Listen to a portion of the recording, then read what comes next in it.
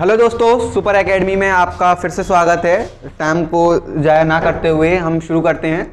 मैंने आपको कल अनुच्छेद 21 तक पढ़ा दिया था। अनुच्छेद 21 तक आपको मैंने अच्छी तरीके से पढ़ा दिया था। मैं अनुच्छेद 21 को, देखिए मेरी आदत है कि मैं पुरानी चीज़ों को दोबारा रिकॉल करवा देता हूँ, जिससे कि आपको याद बना रहे कि पिछली वीडियो में हमने कहाँ तक पढ़ा दिया था।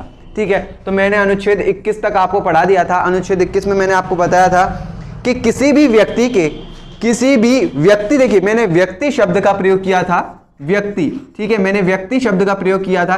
किसी भी व्यक्ति की प्राण एवं दैहिक स्वतंत्रता, देखिए मैंने एक शब्द का यूज किया था, पहला प्राण, ठीक है, मैंने प्राण शब्द का यूज किया था। दूसरा किया था मैंने दैहिक स्वतंत्रता, ठीक है। दूसरा मैंने करा था दैहिक स्वतंत्रता। इसको मैं अगर आप लिखना चाहें तो लाइफ, और इसको अगर आपको इंग्लिश में चाहिए तो इसको कहते हैं पर्सनल लिबर्टी, ठीक है, पर्सनल लिबर्टी। तो मैंने आपको बताया था कि किसी व्यक्ति के प्राण एवं दैहिक स्वतंत्रता को विधि द्वारा स्थापित प्रक्रिया से ही राज्य वंचित करेगा। देखिए कौन वंचित करेगा? राज्य। और राज्य में आपको फिर से बता दूं, ये राज्य शब्द अनुच्छेद 12 वाला ही है, ठीक है। ये राज्य शब्द जो है वो अनुच्छेद 12 वाला ही है। इसमें अनुच्छेद 12 में जो बताए गए जितने भी तत्व थे वो सारे के सारे इस राज्य के अंदर आएंगे। इसका मतलब ये है कि राज्य में आने वाला प्रत्येक व्यक्ति या प्रत्येक पदाधिकारी हमारे प्राण एवं दैहिक स्वतंत्रता मतलब लाइफ एंड पर्सनल लिबर्टी को विधि द्वारा स्थापित प्रक्रिया अर्थात प्रोसीजर एस्टेब्लिश्ड बाय लॉ के माध्यम से ही छीन सकता है। तो मुझे लगता है आपको रिकॉल हो गया होगा कि अनुच्छेद क्या था, ठीक है, अनुच्छेद क्या था। देखिए मैं इसमें आपको एक चीज और बताना चाहूंगा जो हाल ही के एग्जामों में चीजें आई हैं निकल करके। एक एग्जाम में मैंने देखा था, देखिए मैं आपको बताऊं, प्रश्न ये था एकांतता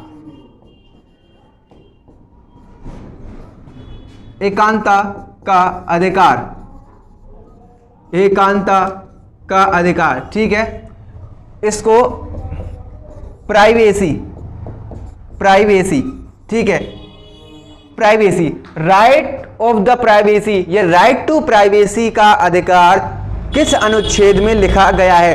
तो मैं देखिए बता दूं कि राइट टू प्राइवेसी का जो प्रावधान है वो किसी भी अनुच्छेद में नहीं है। उच्चतम न्यायालय ने अनुच्छेद 21 की व्याख्या करते हुए कहा है कि देखिए एकांतता का जो अधिकार है या जो प्राइवेसी जो होती है हमारी खुद की, वो अनुच्छेद 21 की जो संविधान में जो लिखी गई परिभाषा है, अनुच्छेद 21 के अनुसार हमने ये मान लिया है कि एकांतता का अधिकार भी किसी व्यक्ति के मूल अधिकारों में ही आता है। तो देखिए इसको मूल संविधान में नहीं लिखा गया है। उच्चतम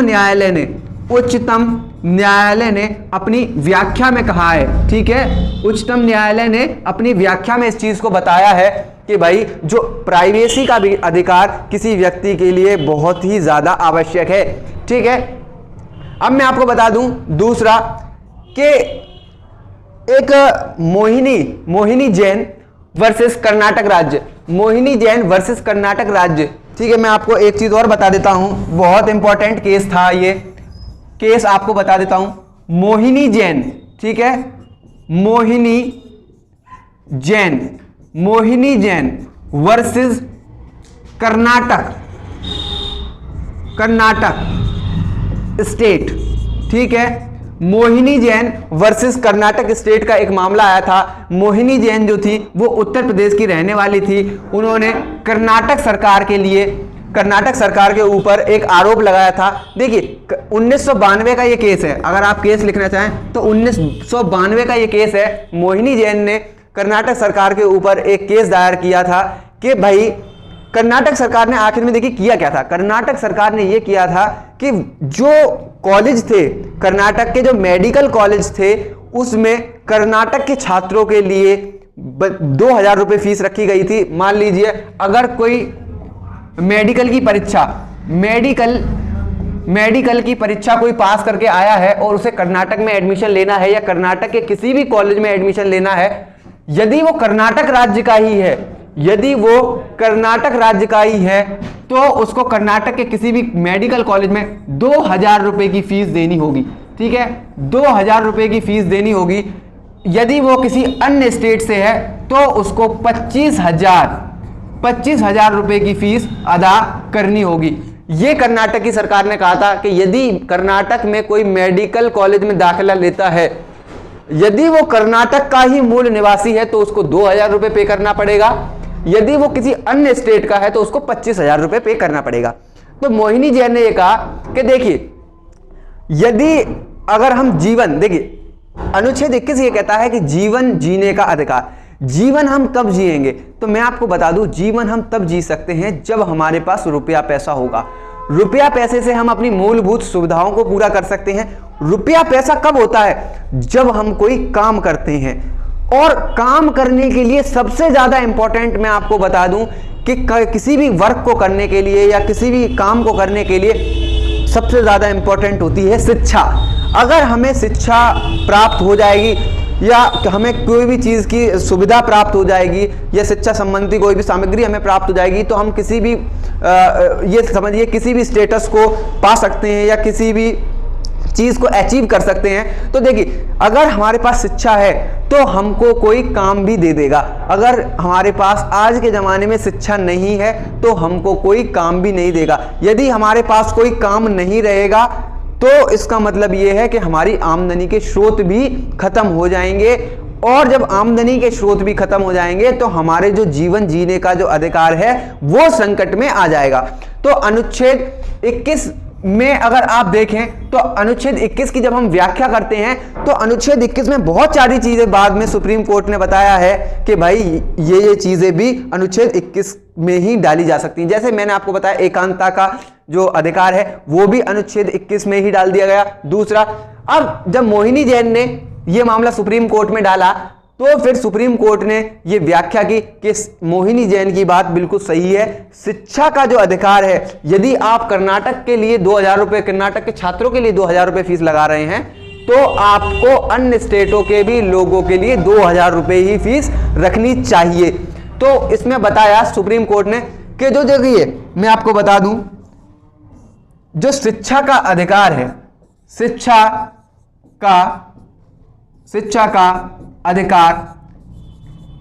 का जो अधिकार है उसको सुप्रीम कोर्ट ने कहा कि भाई जो शिक्षा का अधिकार है ये भी हमारे मूल अधिकारों का ही भाग है। तो मैं बता दूं, इसको अनुच्छेद 21 का ही मतलब एक तरीके से कहेंगे अनुच्छेद 21 की व्याख्या के द्वारा ही इसको हमने अडॉप्ट किया है या इसको हम भारतीय संविधान में लेकर के आए हैं। फिर बाद में शिक्षा के अधिकार को एक मूल रूप देने के लिए एक नया अनुच्छेद बनाया गया 21 का, ठीक है। 21 का में हमने शिक्षा के अधिकार को अब डाल दिया है। तो अगर यदि आपसे कोई पूछे कि शिक्षा का अधिकार किस अनुच्छेद में है तो आपको तुरंत बता देना है कि भाई 21 का के अंदर शिक्षा का अधिकार दिया जाता है। और ये मैंने आपको मोहिनी जैन वाला जो मामला था वो बता दिया था कि किस तरीके से शिक्षा के अधिकार को हमने ग्रहण किया है, ठीक है। अब मैं आपको अनुच्छेद 22 पे ले जाता हूं। अनुच्छेद 22, ठीक है। अनुच्छेद 22 देखिए बहुत महत्वपूर्ण अनुच्छेदों में से एक है। देखिए मैं आपको बता दूं कि अनुच्छेद 22 इसमें देखिए दो तीन बातें हैं, मैं आपको बता दूं 2-3 बातें। इसमें मैं कलर चेंज कर लेता हूं जिससे कि आपको और हाईलाइटेड हो जाए। देखिए इसमें 2-3 तरीके की बातें हैं, पहला, दूसरा और तीसरा। देखिए पहला इसमें बताया गया है, देखिए इसमें 3 तरीके की बातें हैं। पहला है यदि किसी व्यक्ति पर अपराध सिद्ध हो जाता है और उसको दोषी पाया जाता है तो फिर उस दोषी या उस अपराधी के क्या अधिकार होंगे। तो देखिए अपराधी के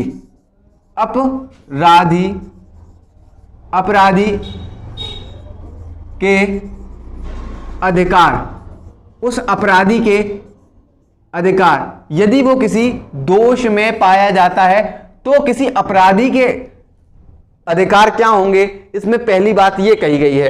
22(2) में मैं आपको बता दूं, 22(2) जिसके लिए जाना जाता है, दूसरी चीज में आता है निवारक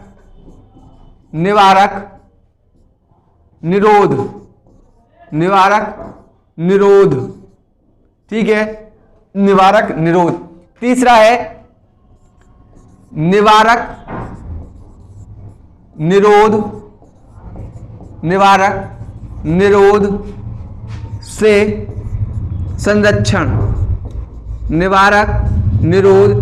संरक्षण, तो देखिए मैं आपको तीनों चीजें, आप घबराइए नहीं, आपको घबराना नहीं है। मैं एक एक चीज को बड़ी ही अच्छी तरीके से आपको बताऊंगा, आपको बहुत ही डीप नॉलेज करवा दूंगा भारतीय संविधान की, अगर आप मुझसे जुड़ रहे हैं। केवल और केवल आपको पेशेंस रखना है, चैनल को लाइक करना है, सब्सक्राइब करना है और आप बेल आइकन को जरूर दबा दें, और जिससे कि आपको जो भी हमारे चैनल पे नोटिफिकेशंस आते हैं या नई नई वीडियोस आती हैं वो आपको मिलती रहें। और कमेंट करना बिल्कुल भी ना भूलें, अगर आपको लगता है कि किसी फैक्ट में सर ने दिक्कत करवा दी है या कोई फैक्ट गलत हो गया है तो आप मुझको कमेंट कर सकते हैं, ठीक है। मैं आपकी प्रॉब्लम को जरूर सुनूंगा, ठीक है। इस तरीके का कोई भी इशू नहीं रहेगा मेरी क्लास में। हालांकि मुझे थोड़ा सा हिंदी लिखने में दिक्कत होता है तो फिर भी मैं मैनेज कर रहा हूँ, ठीक है। अगर आपको राइटिंग समझ में नहीं आता तो आप मुझे कमेंट कर सकते हैं, ठीक है।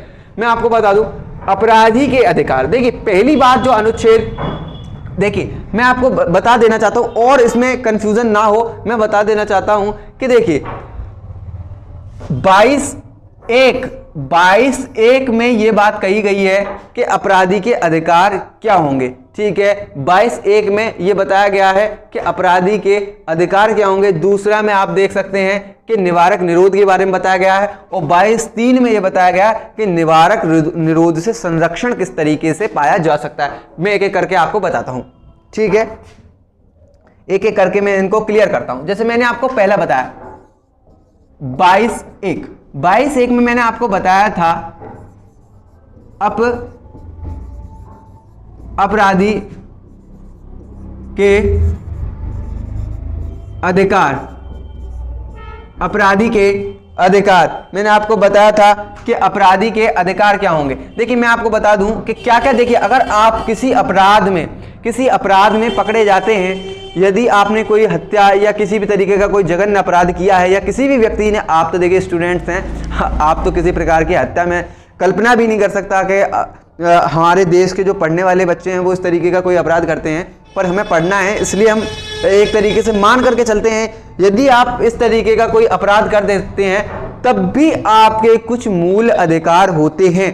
तो इस चीज को नोट कर लें कि अगर आपसे वन लाइनर फैक्ट ये पूछा जाता है कि किसी अपराधी के भी मूल अधिकार हो सकते हैं, तो उसका उत्तर बेटा, या उसका उत्तर दोस्तों हाँ होगा। देखिए अनुच्छेद 22(1) में कही गई है कि अपराधी के अधिकार, तो मैं आपको बता दूं कि अपराधी के क्या क्या अधिकार हो सकते हैं। तो देखिए अपराधी का पहला अधिकार यह होता है कि उसने जिस अपराध को किया, मतलब जिसके लिए उसको गिरफ्तार किया जा रहा है, ये मान करके चलिए जिसके लिए उसे गिरफ्तार किया गया है, उसकी सूचना देना, उसकी सूचना देना। देखो मैं आपको फिर से बता दूं, जिसके लिए उसे गिरफ्तार, जिसके लिए उसको अरेस्ट किया गया है, उसकी सूचना उसे देना, ठीक है भाई। जिसके लिए भी उसको गिरफ्तार किया गया है उसके लिए उसको सूचना देना।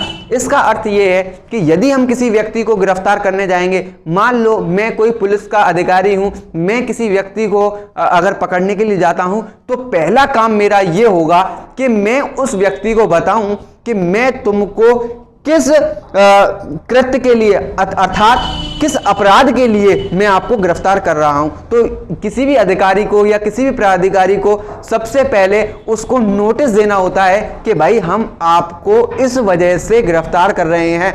ये एक अपराधी का या ये एक दोषी का अधिकार होता है कि उसको ये जानने की पूरी स्वतंत्रता होती है कि उसको किस दंड मतलब किस अपराध के लिए उसको गिरफ्तार किया जा रहा है या किस जघन्य अपराध के लिए उसको अरेस्ट किया जा रहा है। सेकंड आता है, जो सेकंड बात इसमें लिखी गई है, सेकंड बात इसमें ये लिखी गई है कि भाई पहला तो मैंने आपको बता दिया जिसके लिए उसे गिरफ्तार किया गया उसकी सूचना देना है। दूसरा है कि उसको मतलब दोषी व्यक्ति को नजदीकी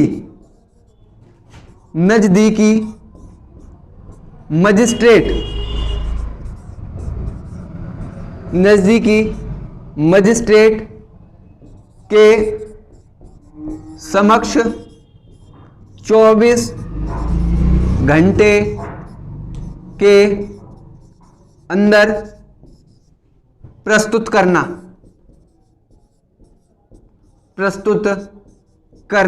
ठीक है भाई, तो मैं आपको बता दूं उसको नजदीकी मजिस्ट्रेट, ठीक है, नजदीकी मजिस्ट्रेट, ये शब्द बहुत ज्यादा इंपॉर्टेंट है। नजदीकी मजिस्ट्रेट के समक्ष 24 घंटे के अंदर प्रस्तुत करना पड़ेगा। यदि कोई पुलिस वाला किसी व्यक्ति को किसी दोष में या किसी मतलब अपराध के लिए गिरफ्तार करता है तो 24 घंटे के अंदर उसको जिला मजिस्ट्रेट के सामने उसको प्रस्तुत करना पड़ेगा। ये बाउंडेशन होती है कि 24 घंटे के अंदर उसको मजिस्ट्रेट के सामने प्रस्तुत करना ही पड़ेगा। भले ही आपको रात में प्रस्तुत करना पड़े, उसको रात में मजिस्ट्रेट को जगाना पड़े तो मजिस्ट्रेट को जगना पड़ेगा और 24 घंटे के अंदर उसकी सुनवाई करनी पड़ेगी और उसको फिर उसके ऊपर जो आगे की कार्रवाई होगी वो करनी पड़ेगी। ठीक है भाई, तो इस तरीके के कुछ अधिकार दिए जाते हैं। सेकंड में आ जाता हूं, मैंने आपको बताया था निवारक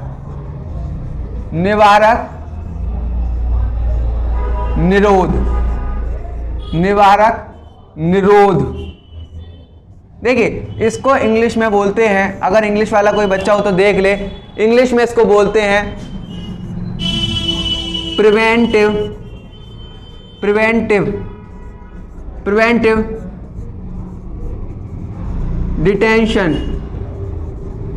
डिटेंशन इसको बोलते हैं, प्रिवेंटिव डिटेंशन, निवारक निरोध। ये देखिए इसको कभी कभार निरोध को हम लोग अलग शब्द से भी यूज कर देते हैं, निवारक नजरबंदी। ठीक है, तो आप कंफ्यूजन ना हो, निवारक निरोध या निवारक नजरबंदी, इसको दोनों ही चीज बोल सकते हैं कि भाई पहला इसको निवारक निरोध भी बोल सकते हैं या दूसरा इसको निवारक नजरबंदी भी बोल सकते हैं। ठीक है, प्रिवेंटिव डिटेंशन। ठीक है, इसको भारतीय संविधान का, देखिए इसको भारतीय संविधान का सबसे ज्यादा क्रूर अनुच्छेद मतलब अनुच्छेद इसको माना गया है, सबसे ज्यादा क्रूर अनुच्छेद इसको माना गया है। देखिए क्रूर शब्द इसको कहना बड़ा ही गलत होगा, देखिए क्रूर तो ज्यादा भद्दा शब्द हो जाएगा। इसको ये कहा गया है कि ये भारतीय लोकतंत्र को ठेस पहुंचाता है, भारतीय लोकतंत्र को ठेस पहुंचाता है। तो मैं इसकी आपको बता दूंगा कि किस तरीके से ये भारतीय संविधान को ठेस पहुंचाता है।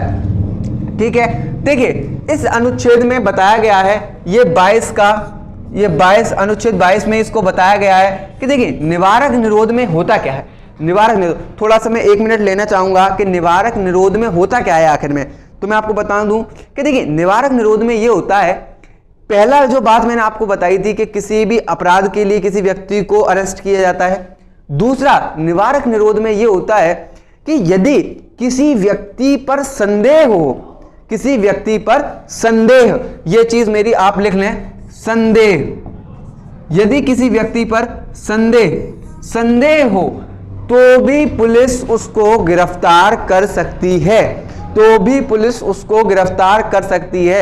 मान लीजिए यदि कोई, आप दिल्ली मेट्रो स्टेशन पे कभी गए होंगे, यदि CISF वालों को ये लगता है कि इस व्यक्ति पर बम है तो वो उसको अरेस्ट कर लेते हैं कि भाई, और उसकी तलाशी लेने लगते हैं। इसी तरीके से हमारे पुलिस को भी यह अधिकार होता है या अन्य सेना बलों को यह अधिकार होता है कि यदि किसी व्यक्ति पर संदेह हो तो उसको नजरबंद किया जा सकता है या उसको गिरफ्तार किया जा सकता है। ठीक है, उसको गिरफ्तार कर लिया जाएगा और उस व्यक्ति को यह भी नहीं बताया जाएगा कि भाई आपको हमने किस लिए गिरफ्तार किया गया है, आपको किस लिए गिरफ्तार किया, बस केवल इससे यह कह दिया जाएगा कि भाई हम आपको गिरफ्तार करते हैं क्योंकि आप देश के लिए खतरा उत्पन्न कर रहे हैं, बस इतनी बात उसके लिए कह दी जाएगी, बाकी का उससे कुछ नहीं कहा जाएगा। इसलिए इस अनुच्छेद को सबसे ज्यादा क्रूर अनुच्छेद बोला जाता है।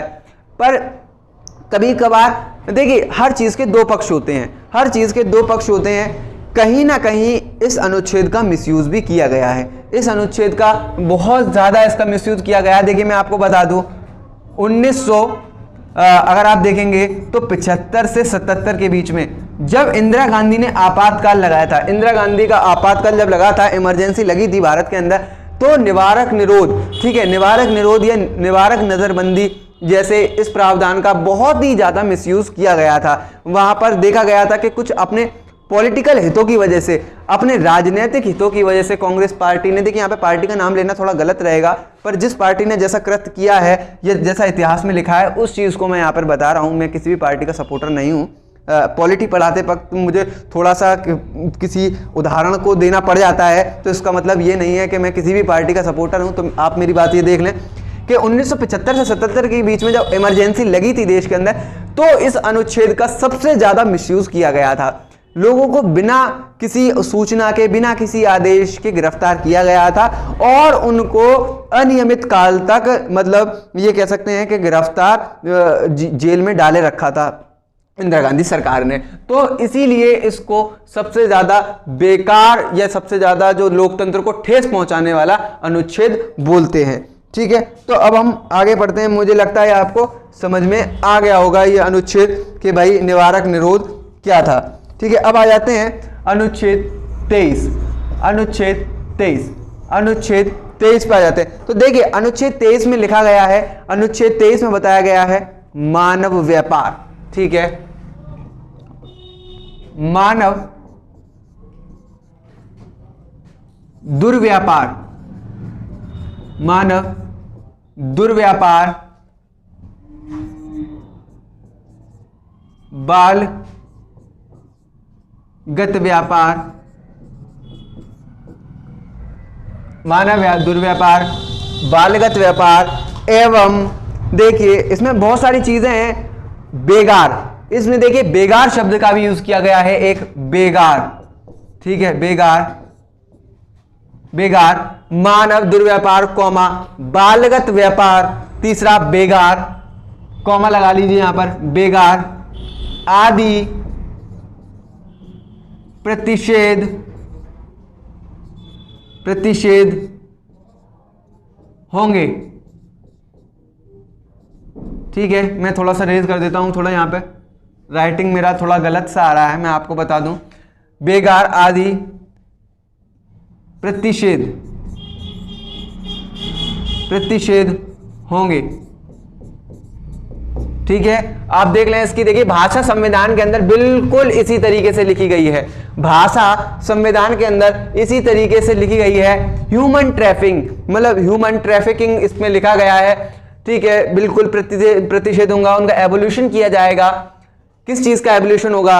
मानव मतलब ह्यूमन ट्रैफिकिंग या ह्यूमन ट्रेडिंग का बिल्कुल भी भारतीय संविधान में कोई भी जगह नहीं है। इस तरीके की कोई भी कृत्य की भारतीय संविधान में जगह नहीं है। जैसा देखिए इसमें लिखा गया, इसमें 2-3 चीजें लिखी गई हैं, अगर आप देखेंगे। पहला निम्न लिखा गया है मानव दुर्व्यापार, दूसरा बालगत व्यापार, तीसरा लिखा गया है बेगार। ठीक है, इन तीनों शब्दों के मैं आपको अर्थ बता देता हूं कि इन तीनों शब्दों का अर्थ क्या है। देखिए पहला, अगर मैं इसको अगर आपने लिख लिया हो तो लिख लीजिए, इसकी भाषा इसी तरीके की है कि मानव व्यापार, बालगत व्यापार कौमा बेगार आदि प्रतिषेध होंगे, प्रतिषेध होंगे। इस तरीके से इसमें भाषा लिखी गई है कि प्रतिषेध होंगे। ठीक है, प्रतिषेध का मतलब होता है एवोल्यूशन, एवोल्यूशन का मतलब होता है, अगर आप इसका हिंदी में देखेंगे, उन्मूलन। उन्मूलन का मतलब होता है किसी भी चीज को रोकना, किसी भी चीज को पूर्ण रूप से खत्म कर देना या उसको रोक देना। ठीक है, तो मैं आपको अनुच्छेद 23 के ये जो तीनों टर्म्स हैं, ये जो तीनों टर्म्स हैं इसके, जो इसके वाक्य में यूज जो तीनों टर्म्स हैं, मानव दुर्व्यापार, बालगत व्यापार और बेगार, तो मैं इन तीनों शब्दों का आपको अर्थ समझा देता हूं। ठीक है, देखिए इंडियन कॉन्स्टिट्यूशन इज द, मतलब अगर आप देखेंगे तो भारतीय संविधान बहुत ही अच्छी तरीके से डिजाइन किया गया है। इसमें एक छोटी छोटी बातों को भी लिखा गया है, बहुत माइक्रो चीजों को भी लिखा गया है। केवल और केवल अगर आप ये देख रहे हैं जो आजकल न्यूज में एक दूसरे से पॉलिटिकल पार्टी डिबेट करती हैं, वो एक तरीके के राजनीतिक हितों की वजह से आपको देखने को मिल जाती है कि लोग अपने राजनीतिक हितों की वजह से संविधान का मिसयूज करते हैं। वरना तो संविधान निर्माताओं ने संविधान को इतने अच्छी तरीके से डिफाइन किया है, एक एक छोटी छोटी बातों को लिखा गया है कि लोगों के अधिकारों को कोई भी नहीं छीन सकता। पर वर्तमान समय में हम ये देख रहे हैं कि जो राजनीतिक पार्टियां हैं या राजनीतिक दल हैं, वो किस तरीके से लोगों के अधिकारों को छीन रहे हैं या वो किस तरीके से लोगों को अपनी ओर आकर्षित कर रहे हैं। तो ये सारी जो चीजें हैं वो पॉलिटिकल हैं, ना कि कॉन्स्टिट्यूशनल। मैं आपको समझा दूं, दो तरीके की चीजें होती हैं। पहला, अगर आप देखेंगे तो देखिए समाज, मैं आपको थोड़ा सा टॉपिक से अलग हट करके ले जाता हूं। देखिए समाज में मेरा पढ़ाने का थोड़ा सा, अगर आप देखेंगे तो मेरा थोड़ा स्टाइल अलग है, मैं कुछ नई चीजों को भी आपको पढ़ाना चाहता हूं। देखिए समाज में क्या होता है, समाज क्या है, विभिन्न लोगों का समूह, विभिन्न लोगों का समूह। यदि लोगों की अलग अलग विचारधाराएं नहीं होंगी या लोगों की अलग अलग सभ्यताएं नहीं होंगी या लोगों का अलग अलग कल्चर नहीं होगा, तो समाज नाम की कोई चीज रहेगी ही नहीं।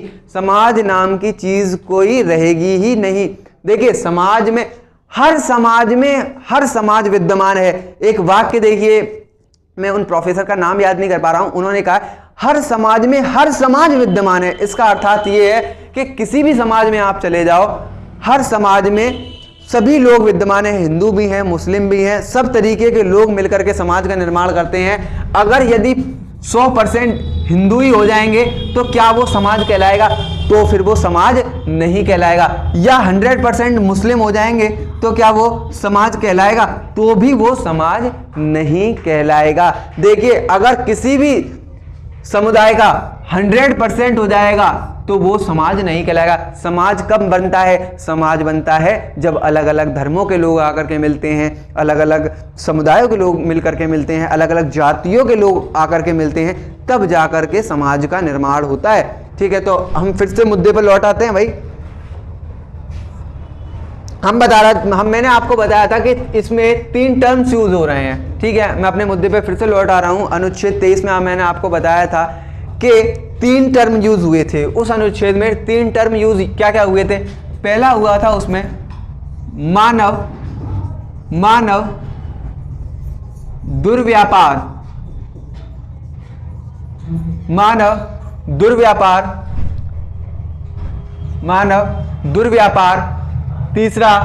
दूसरा आपको बताऊं तो मैंने बताया था आपको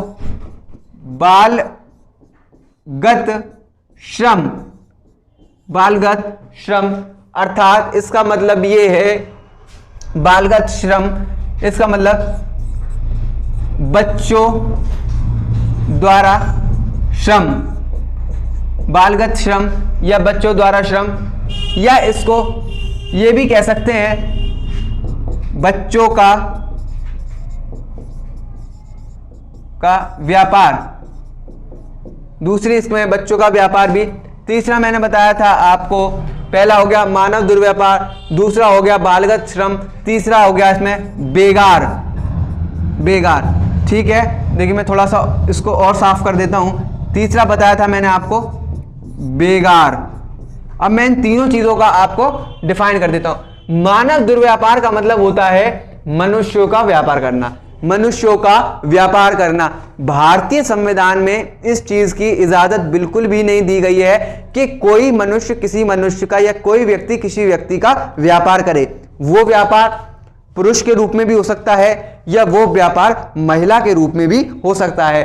तो हमारे यहां मानव व्यापार या मानव दुर्व्यापार बिल्कुल भी जायज नहीं है या भारतीय संविधान उसको मान्यता नहीं देता है। बालगत श्रम, देखिए बालकों के द्वारा लिया गया जबरन श्रम भी हमारे संविधान में अलाउ नहीं किया गया है। ठीक है, या जो कह सकते हैं आप चाइल्ड लेबर जो है, चाइल्ड लेबर को भी हमारे देश के अंदर इशू नहीं किया गया है या उसको अप्रूवल नहीं दिया गया है। बेगार का मतलब देखिए क्या होता है, बेगार का मतलब होता है कि किसी व्यक्ति से यदि आप काम करवाते हैं, यदि किसी व्यक्ति से आप काम करवाते हैं तो उसके एवज में आपको न्यूनतम कह रहा हूं, देखिए यहां पर इस चीज का आपको ध्यान रखना है, मैं ये कह रहा हूं कि न्यूनतम धनराशि उसको देनी ही पड़ेगी, न्यूनतम, ठीक है, न्यूनतम धनराशि आपको देनी ही पड़ेगी उस व्यक्ति को। तो इसमें 3 चीज मैंने आपको बता दी, मानव व्यापार,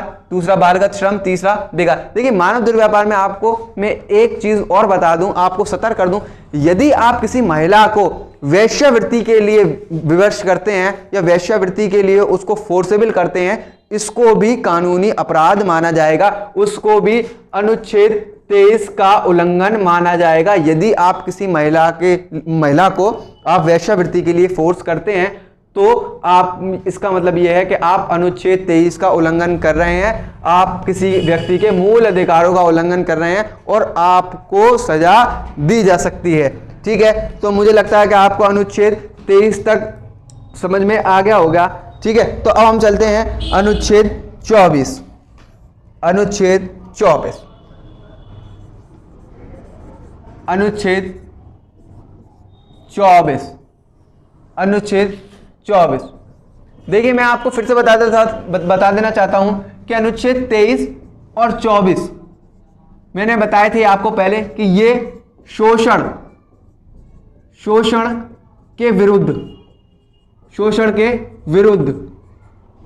के विरुद्ध अधिकार हैं दोनों के दोनों, अनुच्छेद 23 और अनुच्छेद 24। फिर से मैंने आपको बता दिया कि 23 और 24 दोनों के दोनों शोषण के विरुद्ध अधिकार की कैटेगरी में आते हैं। चलिए हम दोबारा से पहुंचे अपने टॉपिक पर कि भाई अनुच्छेद 24 क्या कहता है। देखिए अनुच्छेद 24 इस बात को बताता है कि कारखानों, इसकी भाषा देखिए इस तरीके से लिखी गई है, कारखानों तथा घटनाग्रस्त स्थलों पर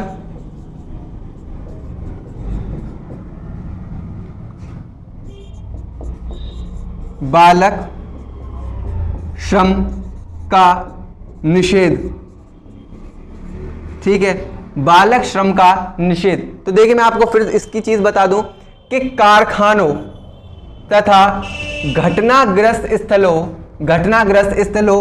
या घटनाग्रस्त स्थल में मैं आपको बताऊंगा अभी कि घटनाग्रस्त स्थल कौन कौन से हो सकते हैं या घटनाग्रस्त स्थल में कौन कौन सी कैटेगरी आ सकती हैं, पर बालक श्रम का निषेध। देखिए बालक श्रम का निषेध। तो देखिए बालक श्रम में आप ये ना मान लें कि 18 साल से ऊपर के बच्चों को ही केवल इन स्थानों पर काम करने का अलाउएशन है। तो मैं आपको बता दूं ये हमारा 14 वर्ष, ठीक है भाई, 14 वर्ष से लागू होता है, ना कि 18 वर्ष से। ये 14 वर्ष से ज्यादा के मतलब बच्चों के लिए लागू होता है कि भाई 14 वर्ष से लेकर के 18 वर्ष तक के बच्चों के लिए ये अलाउएशन इसका है।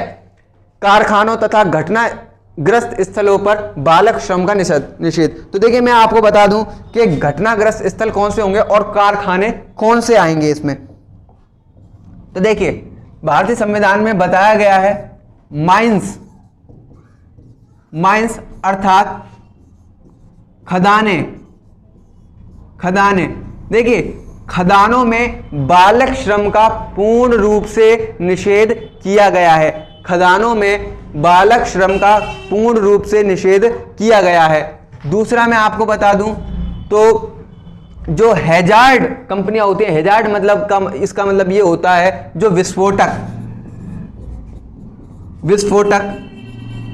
विस्फोटक पदार्थ के कारखाने, विस्फोटक पदार्थ के जो कारखाने होते हैं उसमें भी बालक श्रम का निषेध किया गया है, उसमें भी बालक श्रम का निषेध किया गया है कि भाई उन 14 वर्ष से लेकर के 18 साल तक के बच्चों को इसमें नहीं जाने दिया जाएगा। मैं आपको बता देता हूं कि 14 से लेकर 18 साल तक के बच्चे किन किन जगहों पर काम कर सकते हैं, इसका भी भारतीय संविधान में उल्लेख है। तो मैं बता दूं 14 से लेकर के 18 साल तक के बच्चे जो काम कर सकते हैं, जो भारतीय अर्थव्यवस्था में भाग ले सकते हैं, वो इन दोनों जगहों पर काम नहीं करेंगे। तो आप पूछेंगे तो फिर किन जगहों पर काम कर सकते हैं, तो मैं बताऊं आपको कि वो किन जगहों पर काम कर सकते हैं। तो देखिए मैं बताऊंगा आपको। पहला,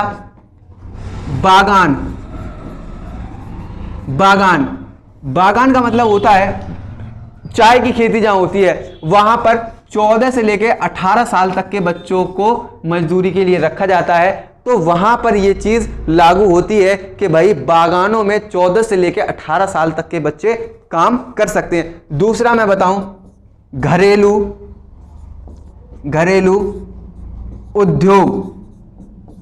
उद्योग में भी 14 से लेकर के 18 साल तक के बच्चे काम कर सकते हैं। जैसे घरेलू उद्योग में होता है, जैसे आप चले जाइए उड़ीसा में चले जाइए, आंध्रा में चले जाइए, आपको जो छोटे छोटे बच्चे होते हैं 14 से लेकर 18 साल तक के बच्चे होते हैं, वो कोई चटाई बुनने का काम करता है या टोकरियां बनाने का काम करता है या और जो हस्तकारी का जो काम होता है, ठीक है, उस तरीके के वो काम कर सकते हैं। ठीक है, तो 14 से लेकर जो 18 साल तक के बच्चे हैं, जो 15, 16, 17, 18 साल तक के जो बच्चे हैं, वो इन क्षेत्रों में काम कर सकते हैं। पर उसके लिए भी देखिए मैं आपको बता दूं, कुछ सरकार ने अधिनियम बनाए हैं। उन अधिनियमों के द्वारा ही उन अधिनियमों में उनकी मजदूरी लिखी गई है, ठीक है, उन काम करने की कार्यशैली लिखी गई है कि आप कितने घंटे उनसे काम करवा सकते हैं, उस चीज को संसदीय विधि में लिखा गया। तो मैं आपको बता दूं, एक बागान अधिनियम 1952 में बनाया गया था। 1952 में एक बागान अधिनियम बनाया गया था। उसमें बताया गया था कि यदि आप 15, 16, 17 या 18 साल के बच्चों से अगर बागानों में काम करवाएंगे तो उनको आपको कितनी मजदूरी देनी होगी, कितने घंटे आप उनसे काम करवा सकते हैं, या उनके मतलब क्या प्रोसेस होगा, उनको किन किन जगहों पर लगाया जा सकता है। ऐसी जगहों पर तो आप नहीं लगाएंगे जो बच्चों को खतरा हो जाए। तो इस तरीके से बागान अधिनियम 1952 में प्रोविजन किया गया था। इसी तरीके से शिशु अधिनियम, ये देखिए जितने भी अधिनियम ये हैं, ये भारतीय संविधान में नहीं है, इनको पार्लियामेंट ने बनाया है, संसद ने बनाया। ये 1960 में लाया गया है, ठीक है, 1960 में इसको लाया गया। ये दोनों ही अधिनियम बच्चों के लिए हैं। उनमें बच्चों की कंडीशंस को बताया गया कि यदि किसी आप कुटीर उद्योग में या लघु उद्योगों में या बागानों में किसी बच्चे को काम करवाते हैं, 15, 16 या 17 या 18 साल के बच्चों को काम करवाते हैं, तो उनके लिए नियम इन अधिनियमों में लिखा हुआ है। ठीक है, अब मैं आपको लेकर के चलता हूं, ये तो हो गया आपका अनुच्छेद 24। अब मैं आपको लेकर के चलता हूं अनुच्छेद 25। ठीक है, अनुच्छेद 25 में आपको लेकर के चलता हूं। अनुच्छेद 25 देखिए, अनुच्छेद 25 से पढ़ने से पहले हम 2-3 चीजों को देख लें। 2-3 चीजों का मतलब ये है कि जो बेसिक हैं, आगे की चीजें पढ़ने के लिए हमें बहुत ही ज्यादा उनकी जरूरतें पड़ेंगे। पहली बात आप देखिए, एक होता है थियोक्रेसी। देखिए, थियोक्रेसी मैंने इंग्लिश में लिख दिया है, हिंदी में इसको शायद मैं आपको लिखवा दूं। हिंदी में इसको बोलते हैं धर्मांतरण। ठीक है, धर्मांतरण बोलते हैं इसको हिंदी में इसको धर्मांतरण बोलते हैं, इंग्लिश में इसको थियोक्रेसी बोलते हैं। देखिए, थियोक्रेसी का मतलब क्या होता है, आपने खूब सुना होगा। धर्मांतरण का मतलब ये हो गया कि किसी भी धर्म के व्यक्ति का दूसरे धर्म में परिवर्तन करवा देना।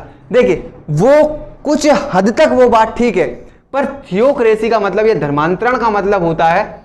धर्मांतरण का मतलब अगर आप देखेंगे तो धर्मांतरण का मतलब, रियल मतलब ये होता है, ऐसा देश या ऐसा राज्य जहां पर किसी एक धर्म गुरुओं का या एक धर्म समुदाय का ही वर्चस्व स्थापित हो। अर्थात मैं आपको बता दूं, जैसे तिब्बत, ठीक है, तिब्बत में आप अगर चले जाएं तो तिब्बत में धर्म गुरुओं की चलती है, ना ही वहां पर कोई लोकतंत्र है, ना ही वहां पर कोई राजतंत्र है। वहां पर धर्म गुरुओं की चलती है, जिनको दलाई लामा बोलते हैं, उसका मतलब ये है कि वहां पर किस तरीके का है, थियोक्रेसी चलती है, वहां पर धर्मांतरण प्रोसेस चलता है। वहां पर धर्मांतरण का मतलब देखिए, धर्मांतरण के दो अर्थ होते हैं। पहला, एक व्यक्ति का दूसरे धर्म में परिवर्तन भी धर्मांतरण कहलाता है। दूसरा एक होता है शायद मैंने धर्मांतरण की स्पेलिंग थोड़ा सा मिस्टेक कर दी है, ठीक है, धर्मांतरण, ठीक है, धर्मांतरण, ठीक है।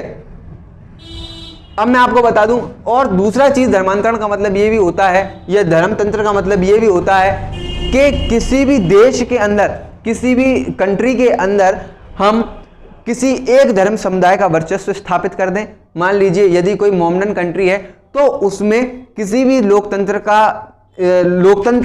तरीके से शासन को ना चलाया जाए, वहां पर इस्लामिक तरीके से मतलब देश को चलाया जाए, मतलब धर्म को देश से चलाया जाए, ना कि लोकतंत्र को देश से। सरल भाषा में अगर कहें तो धर्म के द्वारा देश को चलाया जाए, ना कि लोकतंत्र के द्वारा देश को चलाया जाए, तो उसको बोलते हैं थियोक्रेसी। अगर आपसे कोई पूछ ले धर्मतंत्र का मतलब क्या है या धर्मांतरण का मतलब क्या है, तो धर्मांतरण के दो आपको बताने हैं। तिब्बत में जिस तरीके से दलाई लामा राज करते हैं या दलाई लामा का वहां पर शासन चलता है, एक है, देखिए मैं आपको बता दूं कि भाई दलाई लामा वहां पर सबसे ज्यादा पावरफुल हैं या सबसे ज्यादा उनका ही वहां पर बोलबाला है। दूसरा मैं आपको बता दूं, मैं यहां पर लिख करके लेके आया हूं, Vatican city, Vatican city, Vatican city, Vatican city एक देश है, वेटिकन सिटी, ठीक है, वेटिकन सिटी एक ये देश है। यहां पर भी चर्च का यहां पर सारा दारोमदार जो जितना भी कह सकते हैं कि प्रशासन का जो काम है, यहां पर चर्च के लोग चलाते हैं, ना कि कोई लोकतंत्र है। तो इस तरीके के देश अभी भी मतलब आपको देखने को मिल जाएंगे वर्ल्ड के अंदर, जो अपने धर्म के अनुसार अपने देश को चलाते हैं, ना कि लोकतंत्र के अनुसार। आपको मुझे लगता है कि आपको थियोक्रेसी समझ में आ गई होगी। दूसरा मैं आपको बता दूं, थियोक्रेसी के बाद में हमारा देश किस तरीके का है। हमारे देश में आपको पता है कि लोकतंत्र है। देखिए हमारे देश के अंदर लोकतंत्र है, और लोकतंत्र की भी एक विशेषता है जिसको हम लोग सेकुलरिज्म बोलते हैं। सेकुलरिज्म का मतलब होता है धर्मनिरपेक्षवाद। मैं आपको थोड़ा सा 2 मिनट लेना चाहूंगा, इस शब्द का अर्थ बताना चाहूंगा। धर्मनिरपेक्षवाद, धर्मनिरपेक्षवाद, या इंग्लिश में इसको बोलते हैं सेक्युलरिज्म। शायद आपको मेरी इंग्लिश में राइटिंग थोड़ा अच्छा लग रहा होगा। देखिए थोड़ा सा हिंदी में प्रॉब्लम हो जाती है, तो आप लोग मैनेज कीजिए, मैं भी मैनेज कर रहा हूँ, ठीक है। तो हम लोग देखते हैं सेक्युलरिज्म, इंग्लिश में इसको बोलते हैं सेक्युलरिज्म। देखिए सेक्युलरिज्म का मतलब क्या होता है। सेक्युलरिज्म का मतलब ये होता है कि किसी देश में 2 चीजें होती हैं, एक होती है सरकार, दूसरा होता है धर्म। ऐसा देश आप धर्मनिरपेक्षता आप पढ़ते रहते हैं, गूगल पे उसको टाइप भी करते हैं कि धर्मनिरपेक्षता क्या है, what is the secularism, the definition of secularism, ठीक है, व्हाट काइंड ऑफ सेकुलरिज्म, धर्मनिरपेक्षवाद क्या है, कितने तरीकों से ये काम करता है, ठीक है, what is government, what is religion है। अगर आप कहते हैं difference between the secularism and state तो मैं आपको बता दूं, थोड़ा सा मुझे खांसी आ गई, तो मैं आपको बता दूं कि यहां पर मैं आज आपको सेकुलरिज्म भी अच्छी तरीके से बता दूंगा कि सेकुलरिज्म क्या होता है, ये धर्मनिरपेक्षवाद क्या होता है। देखिए कॉन्स्टिट्यूशन को पढ़ते वक्त यही बेसिक चीजें आपको ध्यान में रखनी है, ठीक है, जो बीच में आएंगी मैं आपको बताता चला जाऊंगा, ठीक है, धर्मनिरपेक्षवाद का मतलब। तो ठीक है, आपने ये हेडिंग डाल लीजिए, अगर आपको कॉपी में लिखना है तो मैं आपको अच्छी तरीके से लिखवा देता हूं, धर्म निरपेक्षवाद, ठीक है। आप मुझे लगता है कि आपको जरूर कॉपी में उतारना चाहिए। देखिए किसी देश को चलाने के लिए 2 चीजें, सरकार होती है, दूसरा किसी धर्म को मानने वाले लोग होते हैं। ऐसा देश जहां धर्म के मामलों में, ऐसा देश जहां धर्म के मामले में सरकार हस्तक्षेप ना करे, दूसरा सरकार के कामों में धर्म हस्तक्षेप ना करे। अर्थात धर्म का कोई भी मामला आता है, धर्म से जुड़ा कोई भी मान्यता होती है, उसमें सरकार दखलंदाजी बिल्कुल भी ना करे।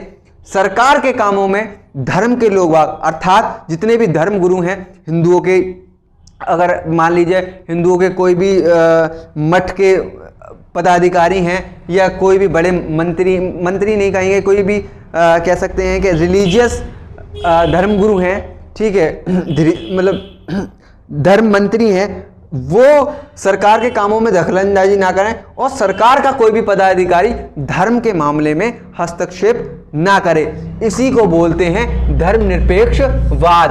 अर्थात सरकार धर्म के किसी भी मामले में दखलंदाजी नहीं करेगी और धर्म का कोई भी व्यक्ति सरकार के कामों में दखलंदाजी बिल्कुल भी नहीं करेगा। जैसे मैंने आपको बताया 3 तलाक का मामला, 3 तलाक का जो मामला आया था, कुछ लोग कह रहे थे कि देखिए शादी विवाह जो होता है वो धर्म का मामला होता है। जितने भी धर्मगुरु थे वो ये कह रहे थे कि भाई मैं आपको थोड़ा सा बताना चाहता हूँ भाई, आर्टिकल्स तो आपको पढ़ा ही रहा हूँ मैं, ठीक है, आर्टिकल्स तो चल ही रहे हैं हमारे, कुछ एक्स्ट्रा नॉलेज भी आपको होनी चाहिए। मेरा दायित्व बनता है कि मैं आपको एक छोटी छोटी चीज़ें भी बताता चलूँ जिससे कि आपकी नॉलेज में इजाफा हो, है ना। देखिए यही करंट अफेयर्स होता है कि आप किस तरीके से चीज़ों को अपने सिलेबस से रिलेट कर पा रहे हैं, ठीक है। और आजकल अगर आप एग्ज़ाम का पैटर्न देखेंगे तो वो इतना हाई हो चुका है कि जो पीसीएस के क्वेश्चंस होते हैं वो आजकल आपको यूपी पुलिस में देखने को मिल जाएंगे या एसएससी जीडी में देखने को मिल जाएंगे। तो देखिए एग्ज़ाम का काफ़ी ब्रॉड सिलेबस हो चुका है, ठीक है, काफ़ी बड़ा सिलेबस हो चुका है, काफ़ी वास्ट सिलेबस हो चुका है। तो आपको तैयारी काफ़ी अच्छी करनी पड़ेगी, आपको एक एक पोर्शन को बड़ा ही डिटेल में पढ़ना पड़ेगा। और देखिए मैं तो ज़्यादा टाइम भी नहीं लेता, मैं तो झटाझट आपको पढ़ा रहा हूँ, ठीक है। तो थोड़ी बहुत चीज़ें जो बीच में आती हैं मुझे आपको बतानी ही पड़ेंगी, ठीक है। तो मैं आपको फिर से टॉपिक पे ले चलता हूँ। जो 3 तलाक का मामला था, 3 तलाक का मामला कहाँ फंसा? 3 तलाक में जो धर्मगुरु थे, जो मुस्लिम, देखिए मेरा किसी भी, मैंने आप फिर बता रहा हूँ, मैं किसी भी धर्म समुदाय को नहीं यहाँ पर उसका एडवर्टाइज कर रहा हूँ, मैं केवल आपको पॉलिटी पढ़ा रहा हूँ और कॉन्स्टिट्यूशन पढ़ा रहा हूँ। 3 तलाक के मामले में जो मुस्लिम धर्म गुरु थे वो ये कह रहे थे कि देखिए जो शादी विवाह का जो मैटर है वो धर्म से रिलेटेड है, ठीक है, वो धर्म का मामला है। और जबकि हमारा देश कैसा है, धर्मनिरपेक्ष है, तो सरकार को ये हक नहीं होता कि वो हमारे धर्म के मामले में बीच में बोले, ठीक है। और सरकार कह रही थी, सरकार का ये तर्क था कि नहीं भाई ये आपके धर्म का मामला नहीं, ये एक स्त्री का मामला है, ये एक महिला का मामला है और ये एक कानूनी मामला है। तो मामला इस तरीके का था। कुछ लोग इसको धर्म से रिलेट कर रहे थे और जबकि कुछ लोग इसको महिलाओं के संरक्षण से अर्थात महिलाओं के सशक्तिकरण से जोड़ करके इसको देख रहे थे।